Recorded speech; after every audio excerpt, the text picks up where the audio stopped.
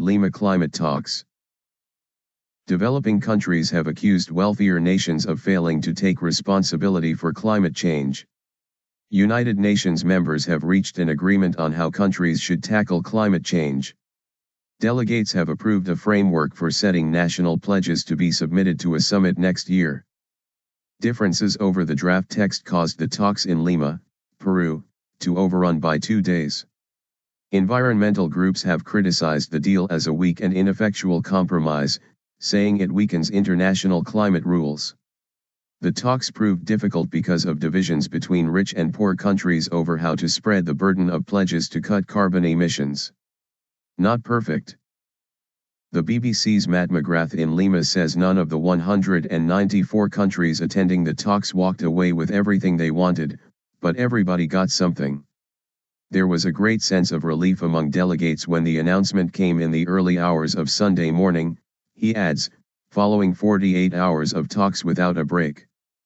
Peru's Environment Minister, Manuel Pulgar-Vidal, who chaired the summit, told reporters, as a text it's not perfect, but it includes the positions of the parties. The agreement was adopted hours after a previous draft was rejected by developing countries, who accused rich nations of shirking their responsibilities to fight global warming and pay for its impacts.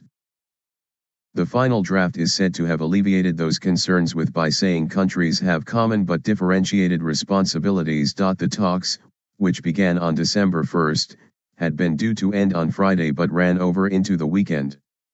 Manuel Pulgar-Vidal, who chaired the talks, announced the agreement to cheers from delegates.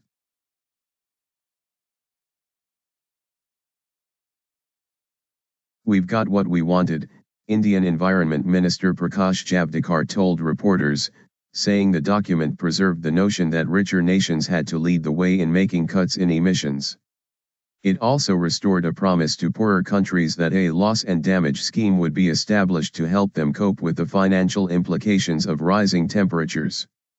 However, it weakened language on national pledges, saying countries may instead of shall include quantifiable information showing how they intend to meet their emissions targets.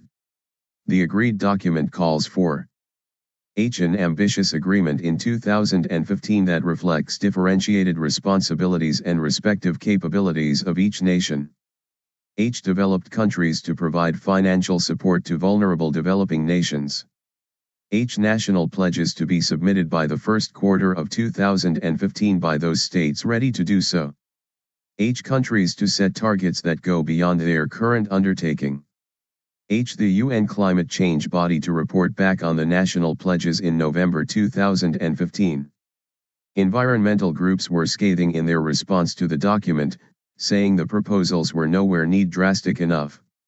Sam Smith, Chief of Climate Policy for the environmental group WWF, said, "The text went from weak to weaker to weakest and it's very weak indeed." Jagoda Munich, chairperson of Friends of the Earth International, said fears the talks would fail to deliver a fair and ambitious outcome had been proven tragically accurate.